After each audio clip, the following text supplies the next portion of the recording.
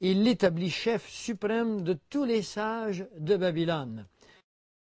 Pria le roi de remettre l'intendance de la province de Babylone à ses compagnons qui s'appelaient Shadrach, Meshach et Abednego. Et Daniel était à la cour du roi. Je ne voudrais surtout pas terminer ce chapitre 2 sans vous expliquer ce que Dieu est en train de nous révéler dans le verset 49. Si vous connaissez un peu la parole de Dieu et si vous savez ce qui est réservé aux croyants après l'enlèvement, après le temps des tribulations qui dureront 7 années sur cette planète, les croyants sont amenés dans les airs, dans le royaume de Dieu, non pas dans le royaume de Dieu, mais avec Dieu, pour y recevoir des couronnes.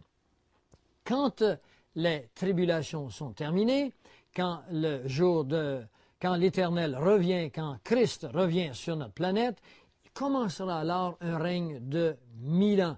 Que feront donc les croyants de l'époque de l'Église?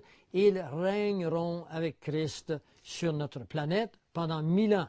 C'est ce que ces versets nous révèlent.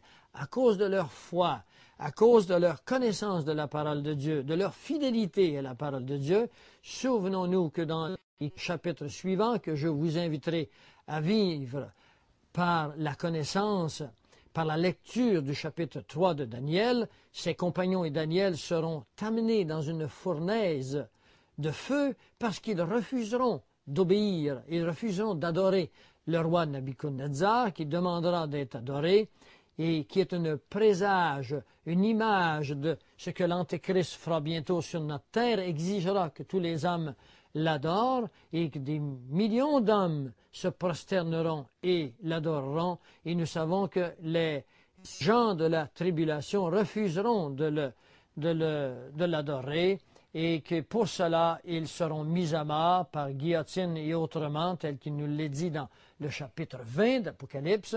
Eh bien, ces compagnons qui passeront à travers cette fournaise ardente représentent ceux de la grande tribulation qui passeront également par la présence, par la puissance de Dieu, et ils représentent en même temps, à cause du règne à la cour du roi, les croyants qui viendront sur cette planète avec le roi des rois, le Seigneur des seigneurs, que vous trouvez dans Apocalypse 19, le verset 16, et ils régneront sur la planète comme Daniel a régné à la cour du roi. Nous vous invitons à rester avec nous maintenant, de prendre un moment d'intermission, et revenez-nous avec nous pour le chapitre 7 de Daniel.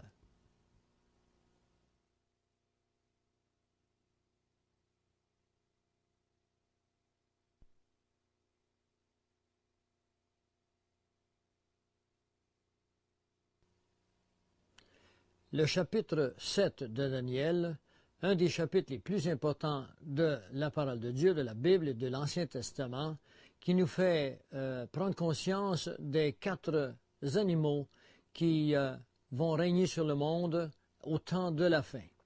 Préalablement à ce que nous entrions dans le contexte de Daniel 7, laissez-moi vous replacer dans le contexte de Daniel 2, où Nabuchodonosor eut un rêve. Et ensuite, permettez-moi ici, en tant que croyant, de faire la distinction entre ce qu'on appelle des visions et ensuite ce monde du nouvel âge où on enseigne aux gens à devenir des voyants.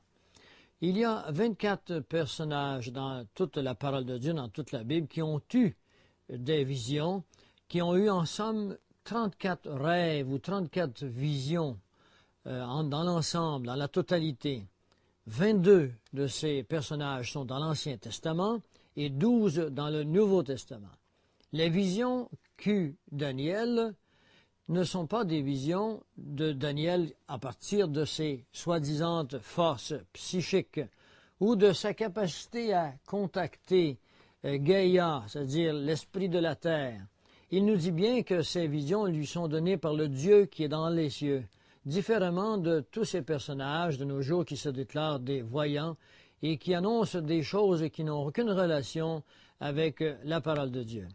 dans le Lévitique, au chapitre 19, le verset 31, il nous est bien dit de ne pas nous tourner vers ceux qui évoquent les esprits.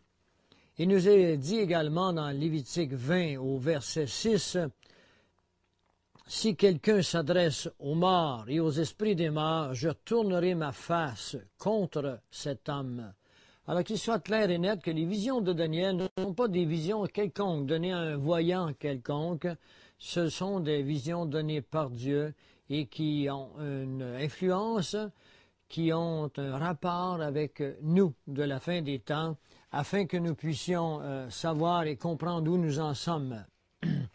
Maintenant, entamons le chapitre 7 de Daniel. Nous sommes en l'an 586 et avant Jésus-Christ et commence ce que nous appelons le temps des gentils qui durera 25 siècles.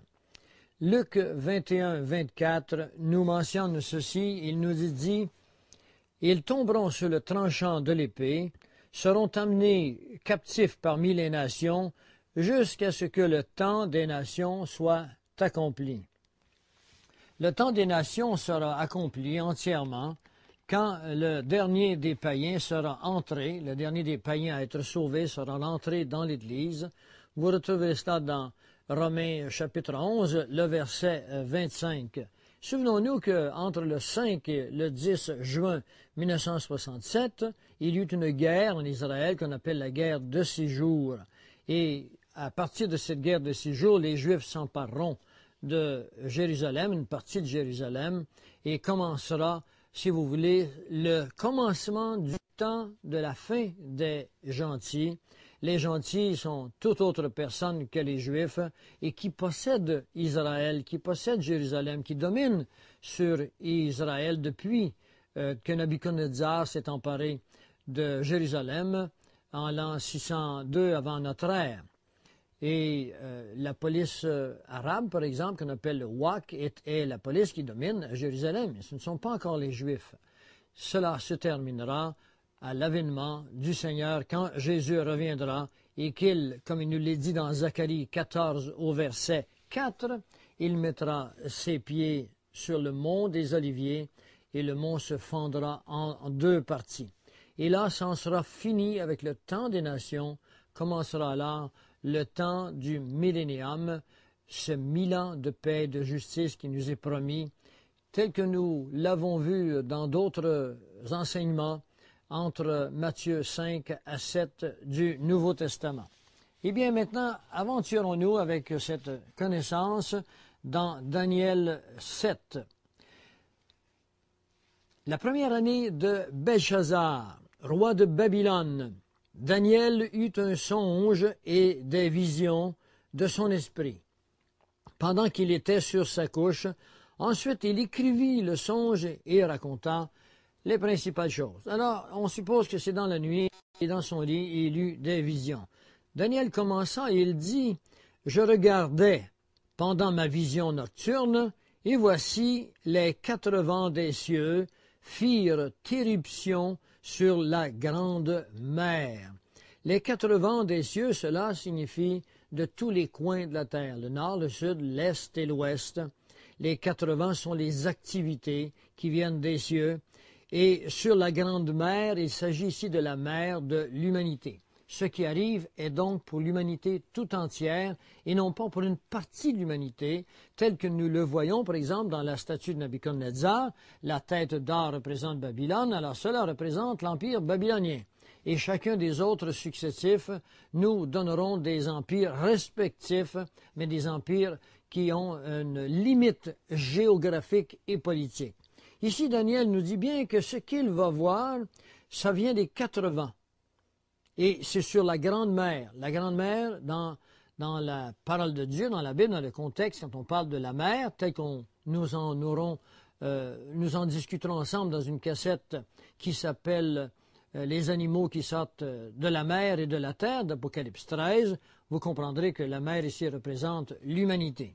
Et ceci nous situe que les empires que nous avons étudiés il y a quelques instants dans Daniel 2 n'ont plus rien à voir avec les empires que nous allons discuter ici, contrairement à la théologie traditionnelle qui croit qu'il s'agit des mêmes animaux.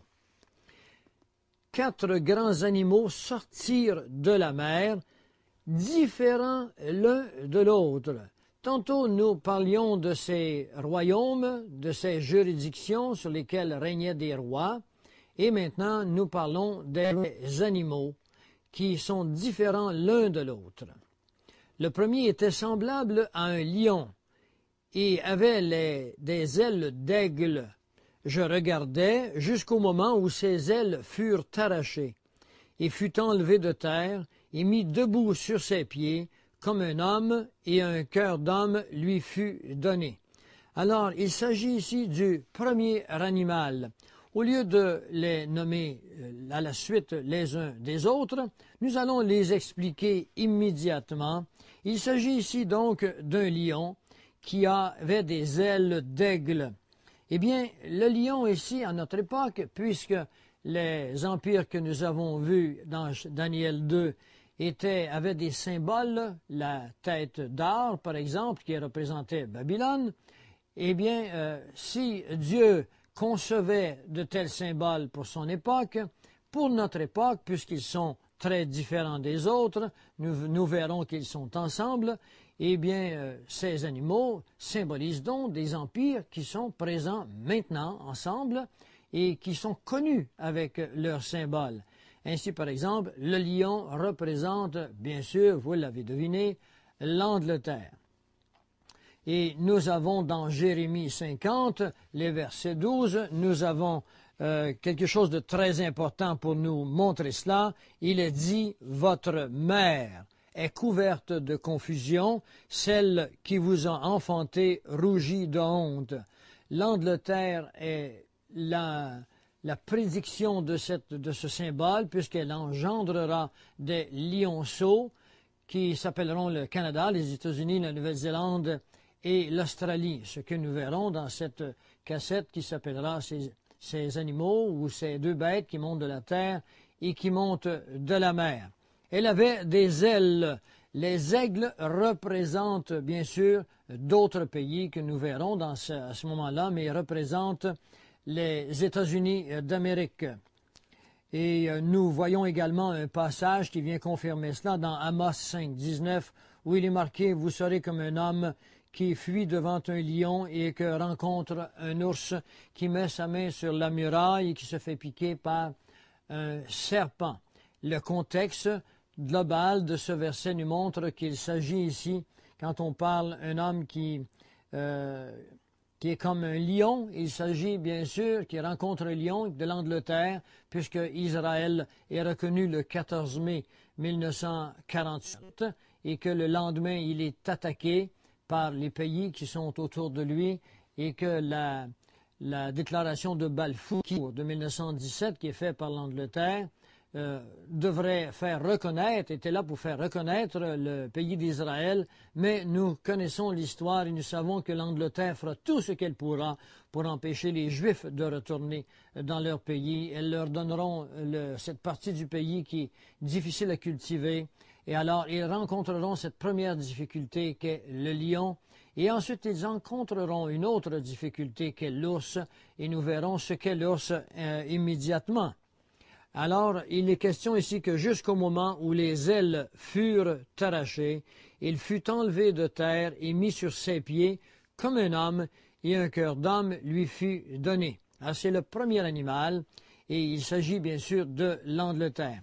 Le verset 5 nous parle d'un second animal. Il nous dit, voici, un second animal était semblable à un ours, et il se tenait sur un côté seulement.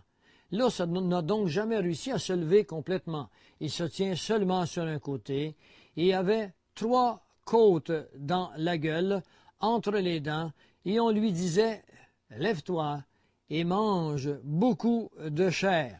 Alors, de quoi s'agit-il ici? Eh bien, l'ours, vous le connaissez bien, il s'agit de la Russie. La Russie, qui n'a jamais réussi à s'emparer du monde en entier, elle a demeuré seulement d'un côté, et les les trois fondateurs de la Russie qui s'est nourrie de ses côtes. Que sont ces côtes? Nous avons des raisons de croire que la Russie s'est nourrie de la philosophie de trois personnages qui s'appelaient Hegel, Marx et puis évidemment Lénine. Alors les trois côtes représentent ces trois personnages desquels la Russie s'est nourrie depuis 1917 et la Russie se nourrit encore, quoique actuellement la désinformation fait croire que le communisme n'est plus en Russie. C'est un sursis et nous verrons dans des cassettes antérieures, postérieures à celle-ci, que le communisme est encore très présent, le nazisme est très présent et il revient avec l'occultisme dont ils sont issus, avec toute la force que nous pouvons concevoir et qui vous sera racontée dans des cassettes postérieures à celle-ci. Et il lui dit, lève-toi et mange beaucoup de chair. Eh bien, il faut aller dans l'histoire pour comprendre cela, savoir que la Russie a mis à mort, au nom de cette philosophie, des millions et des millions de personnes ont été tuées, ont été dans les fours crématoires, enfin, ils ont vécu le désastre économique, le désastre familial, tout cela pour ne pas vouloir se conformer à la philosophie de ces hommes sur la Russie. Nous ne parlons pas ici de ce qui arrive entre 1939 et 1945 durant la guerre d'Adolf Hitler, mais les efforts qui seront faits à partir de la Russie pour arriver à cette monarchie qui naîtra, nous le verrons probablement ailleurs, qui naîtra dans des conspirations, dans des sociétés secrètes qui nous viennent de l'Angleterre.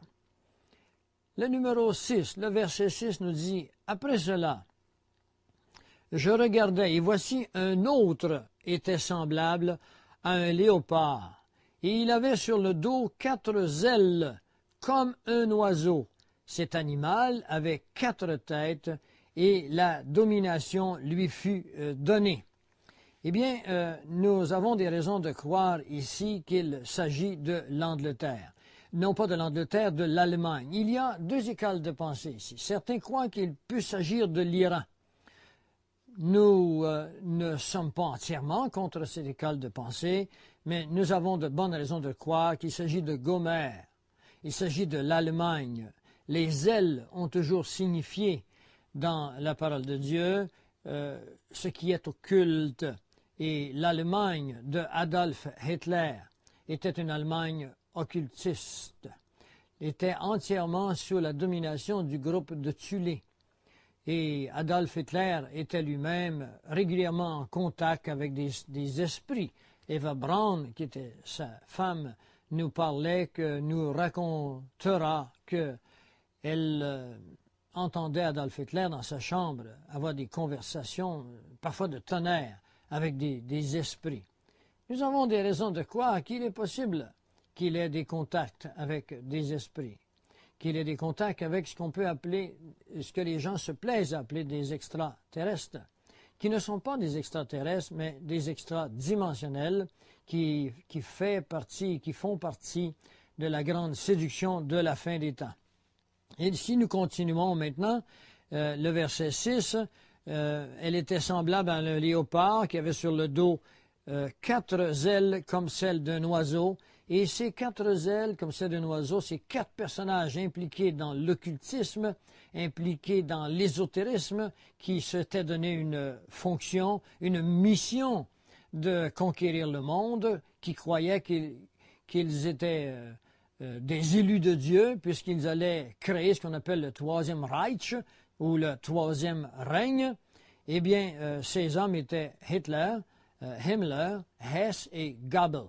Ces 4 personnages particuliers étaient impliqués dans le groupe de Thulé sous la direction, pas personnelle, mais sous la direction des enseignements de Helena Blavatsky. Cet animal avait 4 têtes, ce qui suppose que ce sont ces 4 personnages, et la domination leur fut donnée. nous savons très bien que le mouvement naziste qui a quitté l'Allemagne, qui est venu s'installer aux États-Unis, continue son œuvre souterraine, et nous vous parlerons de ce qui se passe souterrainement aux États-Unis, postérieur à ceci. Mais ce que nous voulons vous faire comprendre, c'est que le nazisme n'est pas mort. Quand Braun quittera Van Braun quittera l'Allemagne pour passer du côté américain, où il sera l'architecte par excellence des missiles qui se rendront à la planète Lune ou ailleurs, eh bien, Van Braun n'est pas le seul qui est passé de l'Allemagne aux États-Unis. Il y a toute cette philosophie, ces recherches sur l'ADN, ces recherches sur la génétique qui continuent à se faire aux États-Unis souterrainement. Et cela ne fait pas partie de cette étude, mais correspond à... Tout est cohérent dans la parole de Dieu. Et maintenant, allons au verset 7, un des plus importants pour vous et pour moi à notre époque. Après cela, je regardais pendant mes visions nocturnes, et voici, il y avait un quatrième animal, mais celui-ci était terrible, épouvantable et extraordinairement fort. Il avait de grandes dents de fer, il mangeait, brisait et il foulait aux pieds ce qui restait. Il était différent de tous les animaux précédents. Il avait 10 cornes. Alors, il est très important ici que vous compreniez bien de ce quoi nous parlons. Je le répète verset par verset. Dans ses visions nocturnes, Daniel voit un quatrième animal, mais il a la propriété d'être terrible. Il est extraordinairement fort, épouvantable. Il mange, il brise et il foule aux pieds tout ce qui restait. Que veut dire l'expression « ce qui restait » ? Bien, ce qui restait des trois autres animaux lorsqu'ils eurent passé, ce qui restait également, puisque nous sommes complètement à la fin des temps, de tout ce qui a été fait au préalable. Ce que je veux vous signaler avec beaucoup d'emphase, c'est les mots suivants. Il était différent de tous les animaux précédents. Alors, il faut se mettre en garde ici pour ne pas essayer de trouver de comparaison avec le quatrième animal et les trois animaux qui précèdent. Il n'y a donc aucune comparaison puisqu'il est dit qu'il est différent de tous les animaux qui précèdent. Nous avons vu que les animaux qui précèdent sont associés à des empires connus, l'Angleterre par exemple, ensuite à l'Allemagne et ensuite à la Russie qui est symbolisée par l'ours, l'Allemagne par le léopard et l'Angleterre par le lion. Eh bien lui, il n'a pas comme eux un endroit particulier, un continent ou un ensemble de quelques pays comme l'Union soviétique. Il est différent de tous les autres. Et il est différent parce que ce quatrième animal inclut les trois premiers animaux. Ce quatrième animal inclut la planète tout entière, toute tribu, nous le verrons plus tard, et toute langue. Il est différent parce qu'il n'est pas limité à une géographie, à une juridiction, à une seule politique donnée. Il est la politique des derniers temps, une seule politique. Il est le seul chef de tout l'empire, de tous ces empires. Il est également celui qui ordonnera une seule religion. Il est l'équivalent de Nabuchodonosor du chapitre 3, qui voulut faire de toute la terre existante, de tous les peuples existants à ce moment-là, le seul Dieu et le seul roi. Et les mots que nous voudrions mettre en évidence maintenant sont les mots qui apparaissent à votre écran. C'est le mot araméen « en présence de ». En présence de est en français, bien sûr, mais le mot araméen est « kodem ». Et le mot « kodem » veut dire « en présence de ». Dans la Bible anglaise, quand vous lisez ce texte, il sera marqué il était différent de tous les autres animaux précédent, et on marquera le mot before. Before qui veut dire devant. Il a donc la signification d'être en présence les uns des autres et non pas nécessairement qui vint avant, mais en présence de, comme dans l'expression anglaise, I am talking before you. Je parle devant vous, en présence de vous. Et c'est le mot de la concordance Strong que vous pourrez vérifier. C'est le numéro 7223 qui nous montre que ce mot précédent vient changer entièrement le sens de notre compréhension de ces quatre animaux qui sont en présence les uns des autres. Et ils le sont à un moment qui ressemble étrangement à notre époque. Mais à un moment donné, un signal donné que nous verrons dans Daniel 9, lors d'une signature de traité, le quatrième animal deviendra effectif, il deviendra en action, et les trois animaux qui précèdent collaboreront entièrement avec lui pour créer ce que nous appelons et ce que nous avons appelé la grande ou aussi simplement la tribulation, la 70e semaine du prophète Daniel. Alors, il est important de comprendre que ce mot précédent a une signification qui veut dire en présence de, ce qui vient changer le contexte global de ces quatre animaux. Il est différent des autres, il est terrible, il est dangereux parce que ce quatrième animal s'emparera de toute la terre et que ce quatrième animal prendra possession de la terre par les armes, prendra possession de la terre par des traités, prendra possession de la terre par de la diffusion que nous avons à cause de la technologie aujourd'hui et par le système financier. Maintenant, allons au verset 8. Daniel nous dit, « Je considérais les cornes, et voici, une autre petite corne sortit du milieu d'elle, et trois des premières cornes furent arrachées devant cette corne. Et voici, elle avait des yeux comme des yeux d'homme, et une bouche qui parlait avec arrogance. » La petite corne dont il est question ici, bien sûr, est le Philistin dont nous avons vu tantôt. C'est la petite corne que nous appelons également l'Antéchrist. La Bible nous parle-t-elle d'un Antéchrist? Eh bien oui, elle est dans 1 Jean au chapitre 2, le verset 18. Jean nous parle d'un Antéchrist qui vient.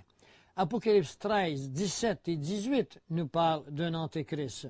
Matthieu 24, 15 nous parle de « Quand vous verrez l'abomination parlée par le prophète Daniel », déjà Matthieu fait référence à ce que nous étudions et Daniel nous parle de cet homme qui est considéré maintenant comme l'Antéchrist que nous verrons au chapitre 9. Et voici, elle avait des yeux d'homme. Cela veut dire que cette petite corne n'est pas un empire en lui-même. La petite corne est un homme. Et elle arrachera trois des premières. Nous verrons qu'il y en a quatre empires que nous verrons dans le chapitre, dans le verset 17, et qu'elle s'emparera de tous les autres animaux, qu'elle en fera un seul. Alors, nécessairement, elle aura le contrôle total, et c'est ce que l'Antéchrist voudra faire, le grand contrôle total. Le verset 9 maintenant. « Je regardais pendant que l'on plaçait des trônes, et l'ancien des jours s'assit. Son vêtement était blanc comme la neige, et les cheveux de sa tête étaient comme de la laine pure. Son trône était comme des flammes de feu, et les roues comme un feu ardent. Un fleuve de feu coulait et sortait devant lui. 1000 milliers le servaient, et 10 000 millions se tenaient en sa présence. Les juges s'assirent et les livres furent ouverts. » Eh bien, ici, il s'agit bien sûr de l'Ancien, il s'agit du Père. Et dans Jean 10, 30, par exemple, il nous a dit, Jésus parle, il dit, « Le Père et moi sommes un. » Et celui qui juge, c'est Jésus-Christ et non le Père. Le Père dira que tout jugement a été remis au Fils. Vous voyez ça dans Jean 5, 22 à 23. et que dans Actes 17, 31, il y a un jour fixé pour juger le monde par Jésus. C'est Jésus qui jugera le monde, et il y a un jour fixé pour cela. Ceux qui croient qu'il n'y aura pas de fin, eh bien, votre raisonnement est jugé ici, et il l'est également dans Daniel 8, 19, que nous avons vu ce matin, parce qu'il y a un temps fixé pour la fin. Alors, il s'agit de Dieu le Père, et il s'agit de Daniel qui est amené, bien sûr, en esprit, qui est amené au ciel et qui voit qu'il se passe des activités, qu'il voit Dieu le Père ici. Et il fut amené au ciel au moment précis où cette petite corne arrive sur la sellette. Et cette petite corne étant l'Antéchrist, et nous le verrons tantôt comment l'Église de Jésus-Christ, que je vous inviterai à devenir membre, non pas à vie, mais éternellement, l'Église de Jésus-Christ est enlevée de la planète Terre, préalablement à la signature d'un traité que fera cet Antéchrist, que nous verrons dans les détails au prochain chapitre. Mais au prochain chapitre, souvent, je vous ramènerai à celui-ci. Il est donc important que vous compreniez bien les éléments de Daniel 7, ces animaux qui sont là aujourd'hui, l'Angleterre avec les États-Unis, le Canada, la Nouvelle-Zélande et l'Australie qui sont les lionceaux du lion, votre mère qui rougit de honte, et l'ours qui est la Russie qui est en train de se réorganiser, et également nous avons parlé du léopard qui est l'Allemagne, qui est liée par le pacte de Varsovie avec la Russie, et dont une partie fait partie de l'OTAN. Et nous verrons comment ces deux grandes organisations, finalement, n'en feront qu'une seule et unique par l'intermédiaire ou par le subterfuge des sociétés secrètes qui ont accompli, qui ont signé des traités qui échappent aux lois normales des présidents et des ministres des pays actuels. Alors, nous continuons toujours au verset 11. Mais au préalable, permettez-moi de vous lire, de revenir sur le verset 10 qui dit « Les juges s'assirent et les livres furent ouverts ». Les livres contiennent quoi? Mais ils contiennent le nom de toute personne qui est sauvée, de toute personne qui appartient à Jésus-Christ. Ma question, en continuant comme ça, êtes-vous certain que votre nom est écrit dans ces livres? Si vous n'êtes pas certain, demeurez assis et demeurez avec nous à la fin du chapitre 9. Nous vous inviterons à placer votre nom dans le livre, dans les grands livres qui sont ouverts ici au chapitre 10, au verset 10 du chapitre 7. Le verset 11, je regardais, alors, à cause des paroles arrogantes que prononçait la corne, et tandis que je regardais, l'animal fut tué et son corps fut anéanti, livré au feu pour être brûlé. Alors, il est question ici que la corne parle. Il faut donc que cette corne soit un homme. Et tandis que je regardais, l'animal fut tué. Il n'est pas dit ici que la corne fut tuée, mais que l'animal fut tué. Et cet animal se place dans le contexte des trois animaux que nous venons de voir. Et nous avons vu que ces animaux ne sont pas des hommes, mais que ce sont des empires. L'empire anglais, l'empire russe et l'empire de Gomère ou de l'Allemagne, des pays, des puissances. Et il est très important que vous compreniez cela, parce que si la petite corne représente un homme, eh bien, et que cet homme fut mis à mort, nous n'avons guère le choix que de croire que cet Antéchrist sera mis à mort. Mais dans une étude que nous ferons ensemble, nous verrons que l'animal fut tué, et l'animal représente un système, un empire, et non pas un homme. Les autres animaux furent dépouillés de leur puissance. Alors, les autres animaux sont liés à cet animal. Ils sont dépouillés de leur puissance, mais une prolongation de vie leur fut accordée jusqu'à un certain temps. Dans le verset 12, il est question que la vie leur fut garder pendant un certain temps. Le temps de la désintégration de ces systèmes, et ce sera un temps très court. Le verset 13 nous dit « Je regardais pendant mes visions nocturnes. Voici sur les nuées des cieux, arriva quelqu'un de semblable à un fils de l'homme. Il s'avança vers l'ancien des jours, et on le fit approcher de lui. » De qui s'agit-il lorsqu'on parle de ce fils de l'homme? La Bible est claire sur ce point. Nous n'avons pas à nous poser de questions. Nous n'avons qu'une simple recherche à faire. Et vous trouvez cela dans Matthieu 8 au verset 20, où il nous a dit « Le Fils de l'homme n'a pas où reposer sa tête ». Nous le voyons également dans Matthieu 24 au verset 30. Vous le verrez également dans le Matthieu 25 au verset 31 pour le jugement des nations. Le Fils de l'homme, ce n'est nul autre que Jésus-Christ lui-même qui revient, alors que lorsque nous étions au verset 9, nous parlions du Père. Le verset 14 est très important. Il nous a dit ceci. On lui donna la domination, la gloire et le règne, et tous les peuples des nations et les hommes de toute langue le servirent. Sa domination est une domination éternelle qui ne passera point et son règne ne sera jamais détruit. Alors ici, vous pouvez vous-même constater la cohérence avec Daniel 2, cette montagne qui remplit toute la terre et dont la domination dure éternellement. Après que cette petite corne a été matée, après que cette pierre a tombé sur les 10 orteils, sur lesquels orteils régnait cette petite corne qui est un homme qui lance des paroles arrogantes, que nous trouvons également dans Apocalypse 13, les versets 5, qui lance des paroles arrogantes.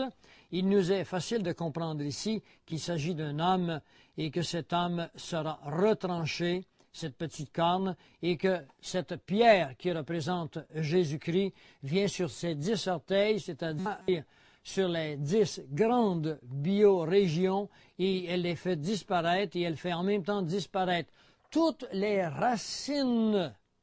Elle fait disparaître toutes les philosophies. Elle fait disparaître les dominations.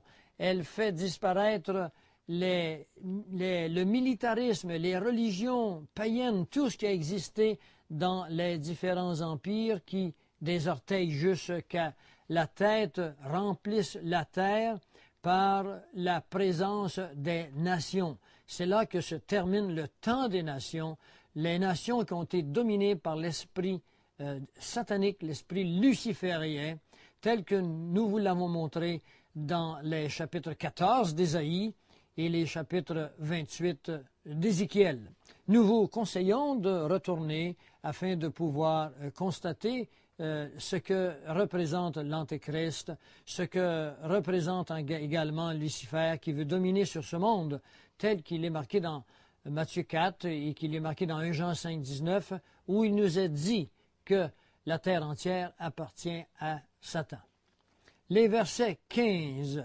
« Moi, Daniel, j'eus l'esprit troublé au-dedans de moi, et les visions de ma tête s'effrayèrent. » On peut comprendre, Daniel est un homme discipliné, un homme d'une très grande intelligence, mais Daniel est un homme. Et lorsqu'il voit toutes ces choses sur son peuple, il est troublé. Je m'approchai de l'un de ceux qui étaient là. Alors, il y avait quelqu'un là, et je lui demandai ce qu'il y avait de vrai dans toutes ces choses. Et il me dit, et il m'en donna l'explication. Alors, voici l'explication de ces choses. Ces 4 grands animaux, ce sont 4 rois qui s'élèveront de la terre. Et, bien sûr, on le comprend, ce sont ces 4 rois qui s'élèveront de la terre. Le roi qui régnera sur l'ours, sur la Russie, le roi qui régnera sur le lion, sur l'Angleterre, le roi qui régnera sur ce pays qu'on appellera l'Allemagne, le léopard ou Gomère, et finalement ce petit roi qui est la corne qui régneront tous les 4 dans ce moment précis de la fin des temps, qui régneront ensemble. Ce sont ces 4 grands animaux qui s'élèveront de la terre. Mais il lui dit ceci, il dit, mais les saints du Très-Haut recevront le royaume et ils posséderont le royaume éternellement, d'éternité en éternité, ce qui signifie à jamais. Les saints du Très-Haut. Qui sont les saints du Très-Haut? Les saints du Très-Haut, ce sont toute personne sous le temps de la grâce qui a accepté Jésus-Christ comme sauveur personnel, ayant soin de comprendre cette doctrine parfaitement, que cette doctrine ne s'agit pas simplement de dire « oui, j'accepte que je suis sauvé, que Dieu me sauve et on continue notre train de vie ». Cela signifie une repentance certaine dans le fond de son cœur et également de suivre ce Jésus, mais on ne peut pas suivre Jésus sur la rue. Physiquement, il n'est plus ici, mais il est encore là par sa parole, par ses doctrines, par l'Esprit Saint qui nous place en contact avec la signification profonde de sa parole. Et c'est ainsi qu'il y a cette première catégorie de saints que sont ceux-là qui ont donné leur vie à Christ, qui sont nés de nouveau, mais dans le contexte ici, il s'agit des saints du royaume, le royaume le royaume de Dieu qui nous est parlé dans Matthieu, Matthieu qui nous parle de Jésus en tant que roi et qui nous parle donc d'un royaume, de ce royaume qui aura lieu sur la terre durant le millénium. Il s'agit de ces Juifs qui se repentiront, qui reconnaîtront celui qu'ils ont percé, tel que vous le voyez dans Zacharie 14. Zacharie 12 nous le montre également, ce qui arrive à Jérusalem, la coupe d'étourdissement. Et ils reconnaîtront finalement celui qu'ils ont percé. Ils entreront dans le royaume, beaucoup en versant leur sang, mais ceux qui entreront dans le royaume sera vraiment le peuple élu de Dieu, qui auront reconnu Christ comme leur Messie. Et ce sont eux qui régneront. C'est cette nouvelle catégorie d'élus, mais qui n'a rien à voir avec la catégorie des gens, des élus, des églises, de l'Église du temps de la grâce. C'est important que vous compreniez cela. Autrement, trop de chrétiens croient qu'ils entreront dans le royaume. Si vous êtes chrétien, il n'y a qu'une seule façon d'être chrétien, c'est en conformité avec la parole de Dieu. Le reste, c'est de l'imitation. Si vous êtes vraiment chrétien, eh bien, que vous vivez encore avant la signature de Daniel 9, 27, eh bien, vous serez enlevé et vous ne serez plus sur la planète avec la même catégorie des élus qui seront là durant le millénium. Vous y reviendrez, nous régnerons ensemble, mais nous aurons un corps transformé. Et dans le cas présent ici, les saints du royaume, il est question des Juifs qui sont entrés durant le millénium. Le verset 19 nous dit ceci. Ensuite, je désirais savoir la vérité sur le quatrième animal. On peut comprendre que Daniel cherche à connaître la vérité sur le quatrième animal. Pourquoi? Parce qu'il est différent de tous les autres, qui était différent de tous les autres, extrêmement terrible. Et Daniel revient sur l'expression extrêmement terrible, qui avait des dents de fer et des ongles d'airain, qui mangeait, brisait et foulait aux pieds ce qui restait. Alors, nous avons vu tantôt que ce qu'il mangeait, c'est-à-dire qu'il s'emparera de toutes choses, il foulera tous les pays de la planète Terre, et il s'emparera de toutes choses, il la brisera. Nous parlerons de l'expression « briser » un peu plus loin.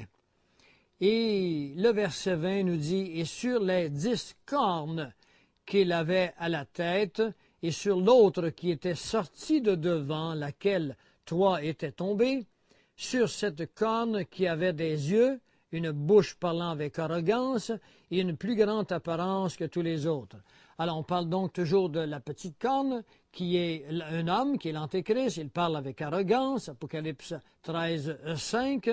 Mais il est dit également ceci d'important. On parle de 10 cornes. Les 10 cornes représentent des chefs. Où règnent ces chefs? Ils règnent sur les 10 empires que nous vous avons montrés dans Daniel 2, que nous replaçons maintenant à l'écran devant vous. Ce sont ces 10 biorégions qui ont été déterminées par le Club de Rome en 1968 et qui montrent comment la Terre a été divisée en 10 grandes régions. 10 est un chiffre très important dans la Bible. C'est le chiffre du test. C'est le chiffre par excellence où les grands se sont toujours servis. On croit que les Atlantes avaient divisé le monde alors en 10 grandes régions. On sait que les États-Unis d'Amérique actuellement ont été redivisés en 10 grandes régions et que la Terre est divisée en 10 grandes biorégions. Alors, le verset 21 dit quelque chose de très important. Il nous dit « Je vis cette corne faire la guerre aux saints et l'emporter sur eux. » Oi, oi, oi. Voilà quelque chose de difficile ici. Pour ceux qui ont cru que l'Église de Jésus-Christ serait toujours vainqueur partout sur notre planète, il y a là de quoi faire briser des doctrines. Mais non, ne brisez rien puisque tout ceci se fait en contexte. Je vis cette petite corne faire la guerre aux saints. Les saints dont il est question, c'est la deuxième catégorie que nous avons vue il y a un instant. Ce sont les saints qui sont à l'intérieur de cette période des tribulations. Ce sont des Juifs ou peut-être même des gentils, sûrement des gentils qui donnent leur vie à Christ durant le millénium, qui acceptent ce Jésus qu'ils ont refusé, mais qui sont mis à mort. Apocalypse 20, les versets 4. Je vous demande d'aller voir ce qui va arriver et qu'il l'emportera sur eux. Bien sûr qu'il l'emportera sur eux, puisque si vous êtes chrétien, vous ne ferez pas la guerre. Vous serez plus pacifique, plus doux. Et les guerriers dont le cœur est rempli d'eux-mêmes l'ont toujours emporté sur ceux qui sont altruistes, sur ceux qui ont une doctrine chrétienne. Et l'emportant sur eux, c'est-à-dire que pendant un moment, ils l'emporteront sur eux, mais à un moment précis, nous verrons comment Christ lui-même revient pour mettre fin à ce carnage. Et s'il ne revenait pas, eh bien, les habitants de la planète disparaîtraient. Et le verset 22, il nous est dit, il lui fut donné de faire la guerre, de l'emporter sur eux, mais il y a une virgule, ce n'est pas un point. Il est marqué jusqu'au moment où l'Ancien des jours vint donner droit au Saint du Très-Haut.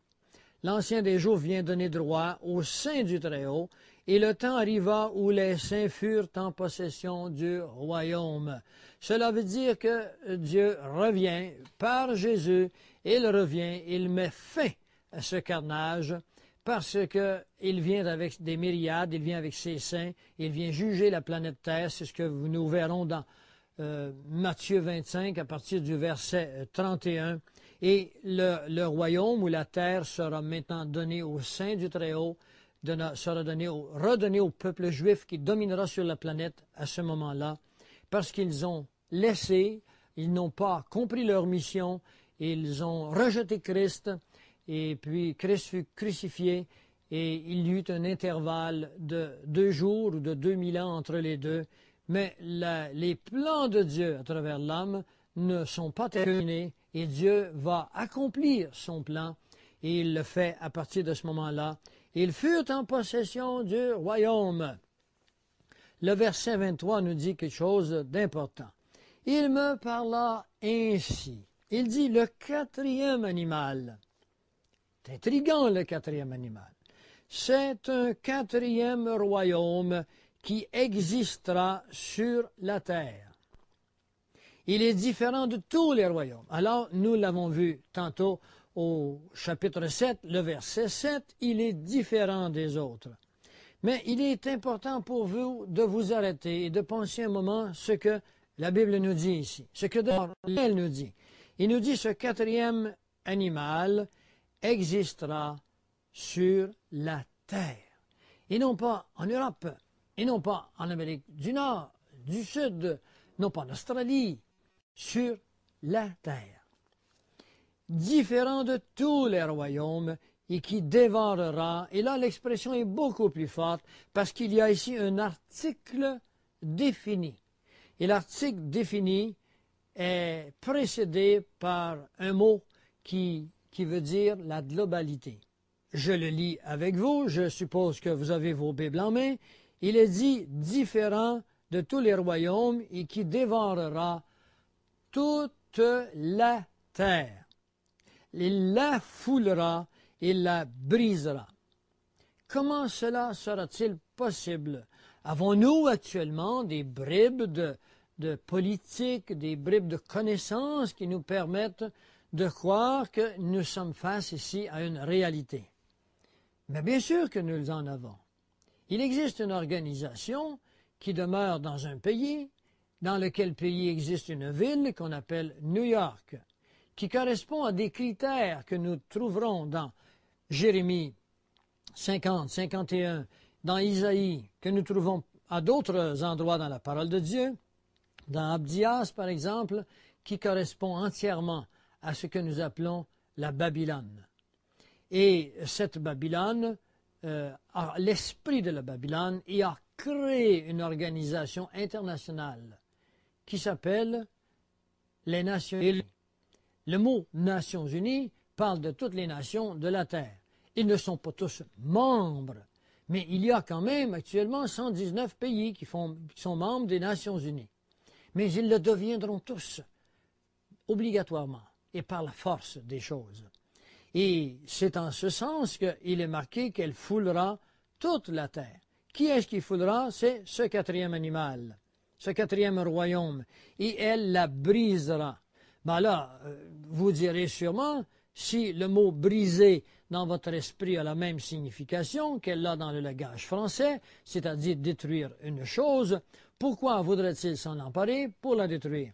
Le mot « briser » ici correspond à topographier. Nous savons maintenant, par la technologie moderne, qu'il a été possible aux Nations Unies, par d'autres organisations, des organisations soi-disant pour sauver la planète, pour la météorologie. On a placé dans notre premier ciel, dans notre firmament, des satellites qui ont couvert entièrement la planète Terre et qui l'ont divisé, topographié et qui ont donné des numéros à chaque acre carré de cette planète et on l'a divisé à 5 pieds près. Et à 5 pieds près, il nous est possible de savoir à qui appartient tel lot, dans quel pays il est, dans quel continent, dans quelques secondes sur un ordinateur géant qui est déjà en place. 24, les 10 cornes, ou si vous aimez mieux, ces 10 rois qui règnent avec cette petite corne, ce sont 10 rois. Alors la Bible est claire, ces petites cornes, ce sont des rois qui s'élèveront de ce royaume. Mais de quel royaume? Mais du quatrième royaume. Un autre s'élèvera après eux, il sera différent des premiers, et il abaissera 3 rois. Alors on peut considérer ici que ce nouveau roi qui s'élèvera s'emparera de 3 rois, ou, si vous voulez, démissionnera, enlèvera 3 rois qui régneront sur chacun respectivement sur un des 10 biorégions, et puis que ce roi régnera, lui, ce petit corne, sur les trois royaumes à la fois. Il n'est pas dit ici qu'il se débarrassera de 3 royaumes, mais de 3 rois. Les royaumes peuvent demeurer, alors que les rois peuvent disparaître. Le verset 25, il nous dit, « Il prononcera des paroles contre le Très-Haut, et il opprimera les saints du Très-Haut. » Quand est-ce qu'il prononcera ces choses? Ce sera durant cette période de temps qu'on appelle la tribulation. Il opprimera les saints du Très-Haut, la vie sera très difficile, des millions seront mis à mort, et il espérera changer les temps et la loi. Et les saints seront livrés entre ses mains pendant un temps, pendant des temps et la moitié d'un temps. Alors ici, il y a des codes qu'il faut comprendre. Il est dit ici qu'il espérera changer les temps et la loi. Nous sommes en 1996. En 1996, au Canada, nous avons une constitution. Et la constitution nous donne des droits. Certains de nos comportements sont, soi-disant, des privilèges. Mais la constitution canadienne nous donne des droits. Il y a également la Constitution américaine qui donne des droits à ses citoyens, que je vous invite d'ailleurs à explorer afin de comprendre les droits que nous avons. Mais l'Antéchrist voudra se débarrasser de tout ce qui constitue des droits aux citoyens et aux personnes. Il voudra changer la loi. Et c'est ainsi qu'ils se sont emparés des équipes de personnages sous des commissions spéciales faites par les Nations Unies, qui se sont emparés de nos lois par des traités. La Cour supérieure des États-Unis a donné bienséance aux traités plus qu'aux lois constitutionnelles. Ils s'empareront de nos pays et de nos droits, et il voudra changer les temps. Nous ne serons plus en 1996, l'Antéchrist étant imbu, étant imprégné de l'esprit de Satan, et il voudra imiter Jésus, il voudra imiter Christ, puisqu'on dit que Satan est le singe de Dieu, est un imitateur de Dieu, et il voudra, au moment où il entrera en fonction, recommencer les temps à zéro, comme ce fut le cas du temps de Jésus, où on a changé le calendrier, on a changé les temps, on a commencé en l'an 0 pour arriver maintenant à l'an 1996. Et les saints seront livrés entre ses mains pendant un temps, des temps et la moitié d'un temps. Cela veut dire 1260 jours, ou si vous aimez mieux, 1 an, 2 ans et à moitié d'1 an. Et nous aurons l'occasion de voir cela dans Daniel 12, où il nous est bien révélé en prenant en considération qu'une année juive a 360 jours. Si vous prenez 1260 jours, vous le divisez par 360 jours, vous arriverez à 3 années et demie. Ce sont les temps de la durée où l'Antéchrist aura une domination totale sur la planète Terre, à la moitié de la tribulation, où il fera cesser le sacrifice, parce qu'il existe une première moitié qu'on appelle la tribulation, et la deuxième moitié, la grande tribulation. Et cette grande tribulation sera terrible pour ceux qui y seront, et nous vous conseillons de ne pas y être, et demeurer avec nous, nous vous montrerons comment y échapper. Le verset 26, « Puis viendra le jugement, et on lui ôtera sa domination, qui sera détruite et anéantie pour jamais. » Quand il est dit « on lui ôtera sa domination », cela veut dire que celui qui régnera à ce moment-là perdra son règne, mais quand on dit « on lui ôtera », cela ne veut pas dire que ce sera un ensemble de personnages qui lui ôtera sa domination, mais on pourrait traduire « il lui sera ôté ». Sa domination lui sera ôtée, parce que celui qui lui ôte sa domination n'est personne d'autre que la pierre que vous avez vue dans Daniel 2, 40, 44, cette pierre qui tombe sur les pieds de la statue, qui représente Christ lui-même, qui revient sur la planète Terre, pour y mettre de l'ordre, y créer un règne millénial, c'est-à-dire 1000 ans de justice et de paix, les deux mots qui caractérisent le millénium. Le verset 27 nous dit « Le règne et la domination et la grandeur de tous les royaumes qui sont sous les cieux seront donnés au peuple des saints du Très-Haut. Son règne est un règne éternel. Lorsque Christ revient, il n'y aura plus de guerre, il n'y aura plus de maladie. Son règne durera à jamais, et tous les dominateurs le serviront et lui obéiront. N'est-ce pas consolant, n'est-ce pas extraordinaire de savoir que bientôt vient une époque où nous ne connaîtrons plus la domination des tyrans, nous ne connaîtrons plus la domination des grands de ce monde qui se servent des lois à leur service et qui empêchent que la vérité soit connue par tous les stratèges et les interventions secrètes possibles, où l'homme vivra dans la totale libération et de sa chair et de Satan, et qu'il vivra avec Dieu, pour Dieu, dans l'amour global de Dieu, dans l'amour fraternel, où tous les hommes seront soumis à un même esprit.